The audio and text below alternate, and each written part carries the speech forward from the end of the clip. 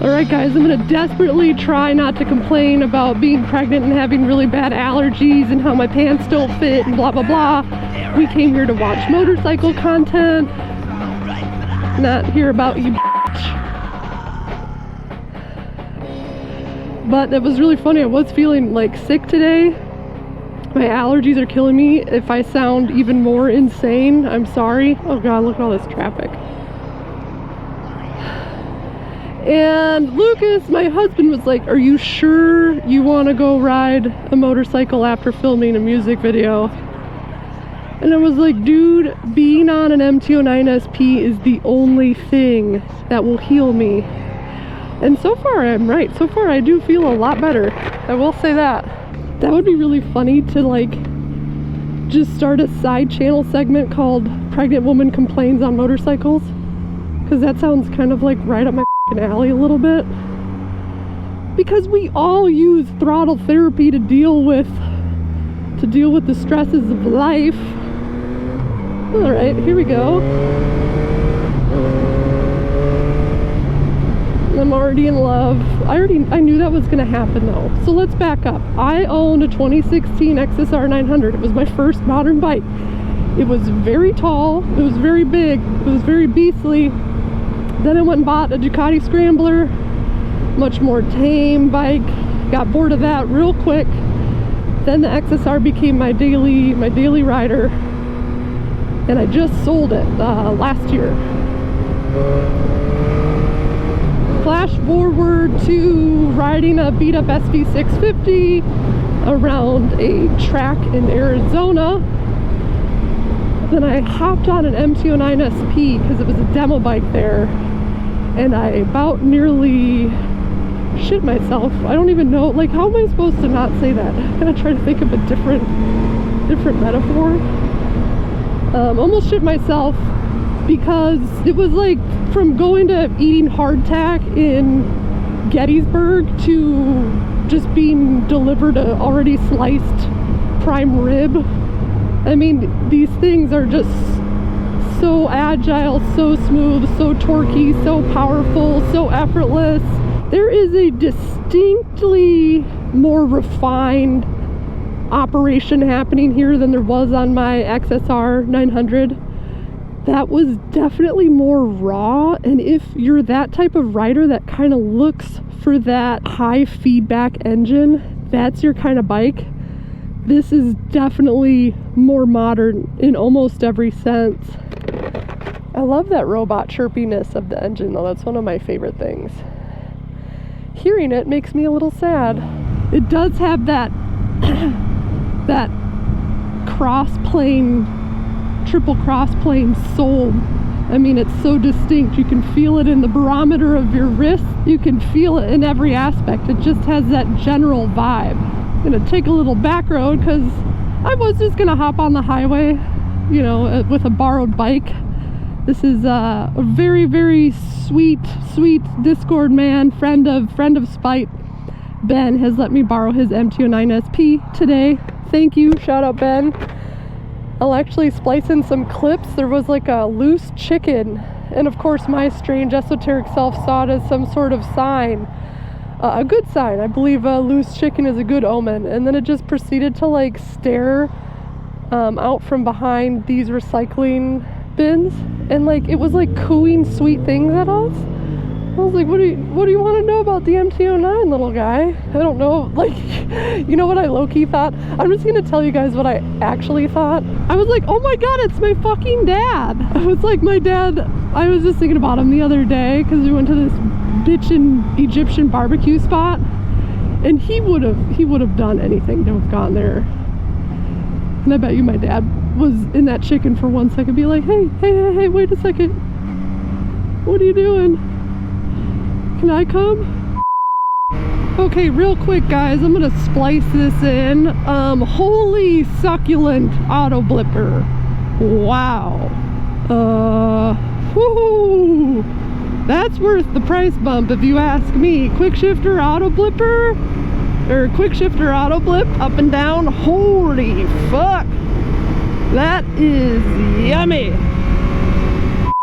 Okay, so I'm thinking about how much it reminds me, obviously, of the XSR 900, but it's just way more smooth and just a better cut diamond.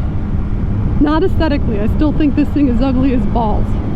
I do think about how important it is to be able to feel the inherent character of the crossplane and kind of the rawness and its torquey underbelly. I think that that's really important.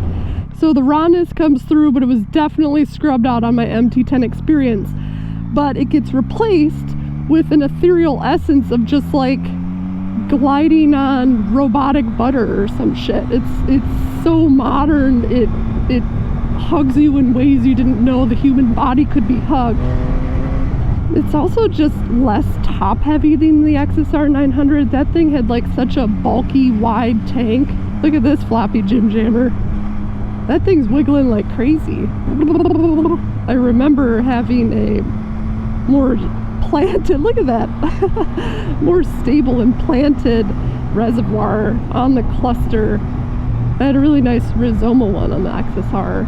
I feel like before I do these vlogs, instead of just like being in shock and awe at how much I love it and then essentially being speechless, which would make for an extremely boring video, I think it would be important that I take it out for a day, we go on a date, we go get lunch, you know, maybe we smooch a little bit, and then once I settle down and my boner dies, then I can actually talk to the internet about it. But what does that say? You know, like what does that say? That for me, I'm a aesthetic driven motorcycle person. See, there's another bird just up in my shit. This thing kills it for me. I don't like it, but man, like the sound and the feeling and the power and the torque mixed with the refined mixed with like the refined modernity that you're gonna get with this bike, especially at the price point. I have no idea how much this is. I mean, you're getting a fucking rad bike, especially like Ben is a commuter, I was a commuter.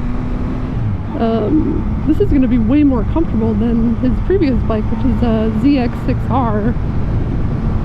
That thing's going to suck balls to sit in traffic in, but this, it's more comfortable. I know whether I like a bike within like 0.3 miles. To me, it's very easy. I don't know what that is, and I don't know if other people feel that way too, but I know from the moment that I leave a driveway, I'm like, oh yeah, this is everything that I miss about the XSR 900, besides the absolute fucking drop dead sexy look that it had all over it. Alright guys, let's head back to the garage, talk to my loyal Discord fans, and see what's on their mind, see if they've got bike related questions or not bike related questions. I also need a little bit of break, maybe some goddamn lemonade, and some maternity pants, and I'll feel much better. But let's go chat, shall we? God, it's ugly. Look, it's Davis. What's up, D? And Murph. Davis, how ugly is this bike? All right, guys, let me tell you something real quick. I didn't know what Discord was until I worked at a YouTube channel, and now I have my own, and it's essentially a really fun chat room in your pocket with like-minded people. And I desperately want more ladies on my Discord, please. I'm on there every day answering questions, talking about weird stuff. We don't just talk about bikes, we talk about dreams, what we ate for dinner, what we're going to eat for lunch, you know, fun stuff. So if you want to join in on the fun, just head to my Patreon. Okay, so speaking of Knights of the Round Table, I went ahead and asked my Discord members what they want to know. Doesn't necessarily have to be about the MT-09SP. It can be about anything. Let's see what they have to say. This is my first time doing this. I've edited a lot of, like, years worth of Yam and Spike doing this, so it's funny to be on my own doing this now. Dasco asks, does this tickle as much as the MT-10? Without thinking about it too much, yes, it does. It does. The MT-10 is angelic. The MT-09SP is more grounded, but it still has like this, why? Why does it have such amazing suspension? I don't know. It's like kind of confusing a little bit. Like, why did Yamaha make this bike? I don't know, but Man, if let's say you were a commuter plus, like you drive pretty far, and you also wanted to have a track day toy, like hands down. Or if you just kind of want the Americana flex, that's why you get the MT-09SP. I feel like I'm answering a question that no one asked, but that second half of it. Anyways, does this make you feel like buying another XSR 900? Yes, of course. It's like the second you turn it on and you hear like that cross-playing, triple chirpiness. I love that sound, and it like obviously brings a tear to my heart just hearing it, and you get that whole essence riding the MT-09SP. Je suis grilled pan magique asks, are birds real? I don't have actual proof. Oh, that's funny that you asked that. I mentioned this in the vlog, there was like a chicken that like was poking its head out. And it wandered from, nobody knows whose chicken it was, and it wandered from really far away and went straight to the MT-09SP. That's weird that you asked that question, because now I don't know. Are birds real? Je suis gros pan magic toaster. We're just gonna call you Magic Toaster. Asked if the MT-10 is worth the 2,000 more. I don't know. That's really hard to say, because I'm not a rider who can really push the limits of an MT-10 or an MT-09SP for that matter. I feel like you've got to be a really good rider. It's like I'm perfectly happy with just this. But I will say though, it felt very etheric compared to this bike. Ryan Ashley asked, do you like the color scheme of this bike? Also, what is your favorite color scheme for a bike? No, I don't. I don't like, gold is fine. It doesn't do anything for me. I don't know. I don't like the bike at all, actually. But that doesn't matter when I'm riding it, and as I start to kind of, I mentioned in the vlog how I like how bikes look more. That's changing. The more bikes I ride, the more I'm like, whoa, wait a second, this is what I'm missing out on, and it's actively changing my mind, and it's changing who I am as a rider. So I don't care that it's ugly, because it's like a really fucking good bike. My favorite color scheme, I mean, I was so bummed when the new XSR 900 didn't come with like the silver tank. I think the stock seat was like purpley with that, which was horrendously ugly. But like a nice silver tank and either a brown leather seat or a black seat. Ooh, this is a good question. Full Metal Corgi says, kill, fuck, marry, MT-09, Pan Am, R9T. That's hard. That's a good question. Oh, actually this is easy. Marry, Pan Am, fuck MT-09SP, kill R9T. Minaru asks, would you like to see an XSR 900 SP, which would basically have all the extras of the SP over the plain 09? If it existed, would you take an XSR 900 SP over an MT-09SP? 100%. 100%. Because you're gonna give me all the fancy electronics and the fancy suspension, but on a way sexier bike. Yes, I would. Magic Toaster asks, what type of person would you recommend the MT-09SP to, and why? Somebody who's, I'm thinking of like the owner of the MT-09SP, Ben, and how he is coming from that super sport life, and how he's just like, I don't want to be uncomfortable anymore. And I feel like the motorcycle culture and the way it's trending right now is you are seeing way more people prioritize comfort over super sport. I'm sure for the last however many decades, you know, back when I feel like racing was way more popular in the late 80s, early 90s, super sports were hitting the street.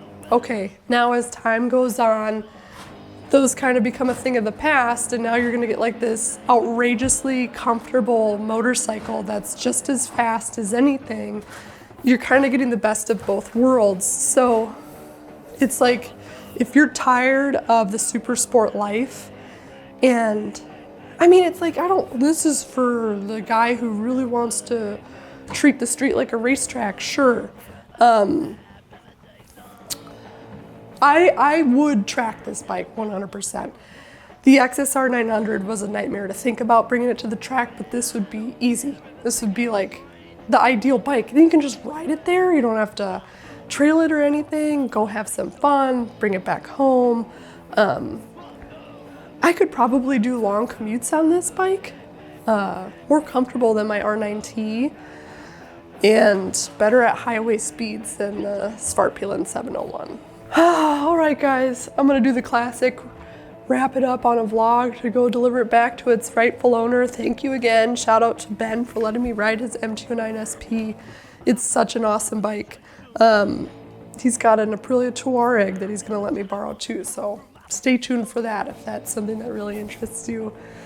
I was gonna start talking about, you know, reflecting on my life's choices as a motorcycle rider, but I think I'll save that for the vlog. All right, guys, I'm losing daylight, and I'm not exactly sure what I'm supposed to conclude, so I'm just gonna be totally transparent. Being on the MT-09SP only makes me want to ride an XSR 900. It's very strange. Oh, look at that big Busa over there. Jesus. I can't push the limits of the suspension. I'm not gonna notice like a huge, massive difference. I just can tell that it's really nice. I think if I was gonna get an MT-09SP or a regular MT-09, I would just splurge and get the SP, because why not? It's there for the taking, right?